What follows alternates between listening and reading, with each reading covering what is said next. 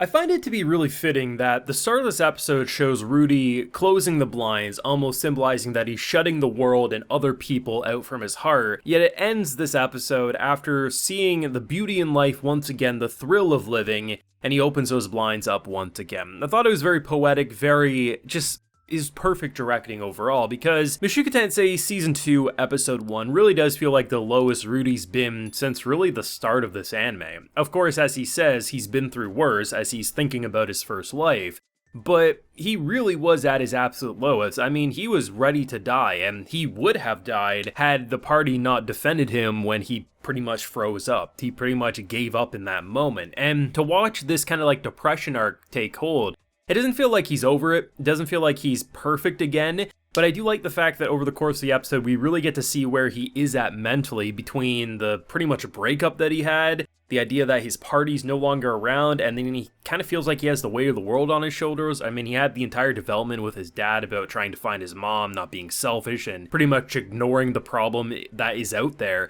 So he's still trying to find her, but feels more alone than ever, and as we see what that did to him, it was him ready to die for a second time, and it was a powerful episode for sure, and despite, yes, having some pretty crazy flame animation at the end there, it was a slow burn episode, but just like Vinland Saga Season 2, man, this is some quality character writing that I'm very happy to see. I like how they're hitting on some heavier themes. I think this core is going to be absolutely stellar. Now, I do have a full live reaction to Season 2, Episode 1 available on my Patreon if you would like to see my full uncut thoughts as I watch today's very powerful episode. It is there if you're interested, so consider supporting if you so wish. But let's talk about this one. So, Mushoku Tensei Season 2 is here. We know that it's going to be a 2-core, but it's going to be a split core, just like the first season. But what we're going to have is a 6-month break between it. So rather than the traditional, oh, we would come back in January of next year, no, most likely we'll be coming back in the spring season of next year, which is probably good. I mean, I think often split cores probably need a little more than 3 months anyway, so I'm glad to see that this studio is going to take their time to really polish this bad boy, because I like the production style of this. I liked it in the first season, I liked it in episode 0, I like it in episode 1 of season 2. And what I really appreciate about Rudy is the fact that they don't really make his depression feel edgy or over the top. It feels like someone who literally feels alone and depressed. I mean, of course,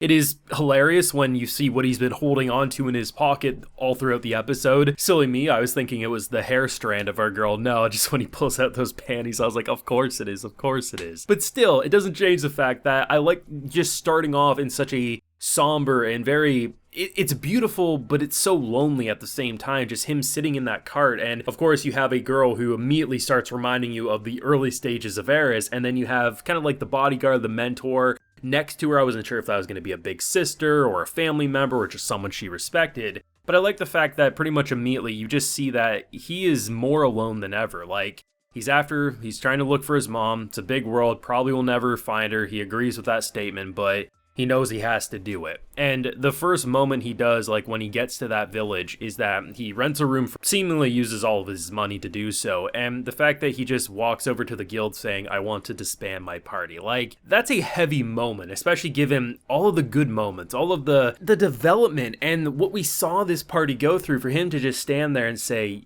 I have to do this, right? Everyone in the background talking about how, oh, he must be the lone survivor, that's gotta suck. You just really get a sense of that's where he's at. Like, he knows he has to go look for her. He knows from his point of view that he is more alone than ever, and you can tell he doesn't feel like he has a lot to live for. So when he gets roped into being with a party, yeah, he does so, but pretty much like whether people are smack talking him, saying, you know what, like Sarah's saying, like, you're not even an official member, do what you're told, this, that, and the third. He doesn't even bite back. He doesn't try to defend himself. He doesn't seemingly eat. He doesn't seemingly sleep anymore.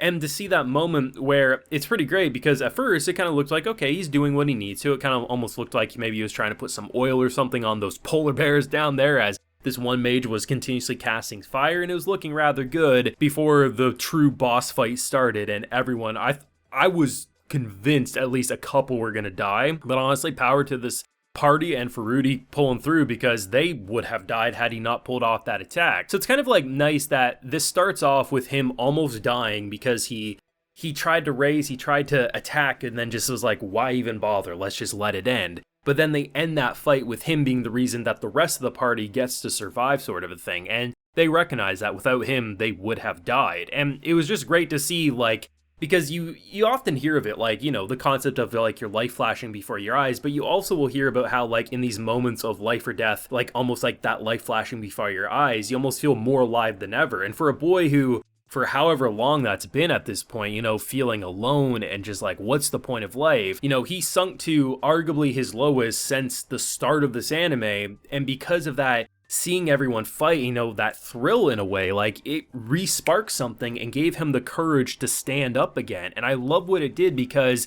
he even recognized, I've been through worse. This isn't the worst I've been through, so there's no reason for me to curl up and die here. There's still a lot of life left living. And it's great to see those little moments, like I mentioned at the start, the whole idea of him closing the blind, shutting the world off, and opening it back up. But when they bring the pelt of all the creatures they slayed, I mean, the whole guild's just talking mad shit. Look at these newbies, they're horrible, and as soon as they hear they're getting free alcohol, they're BFFs. But I like seeing his face just, he feels uncomfortable. He feels like almost back to his first self, like he doesn't fit in anywhere. And then as soon as they say, we're gonna buy a drink for everyone, and then they start cheering his name, you can see how happy he is. It's like, these are the anime episodes that really hook me in above all else, because as much as I like a good action scene, it's the stuff that can really write character arcs really well, and depression is no joke, and he was going through a lot, and everyone handles things differently. I mean, add in the fact that you don't even know if you'll ever find your mom again, and everyone that you've kind of built this loving trust with is gone, and the only thing you can hold on to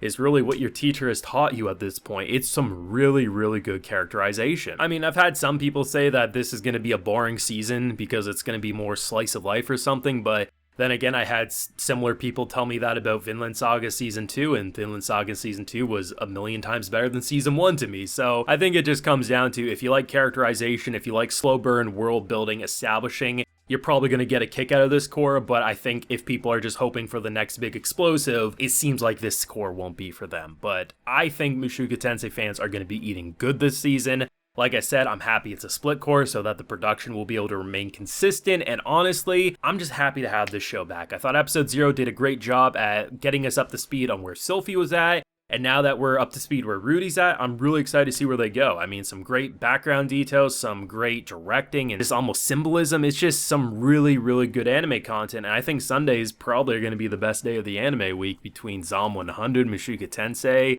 If Dark Gathering pops off, I mean, this is going to be a good day for anime is all I'm saying. But let me know what you thought down below. Leave a like if you enjoyed, subscribe if you're new around here. Of course, ring that bell so you can get notified when I upload more Mushoku Tensei to the channel. And like I mentioned, we do have that full live reaction to today's wonderful episode available on my Patreon if you're interested. And hey, while you're there, you also get a video shout out. So today we have Starman 545, Out of Ideas, Doubles, and Darthwin Right. So I appreciate the support, everyone. Please take care and have a good one.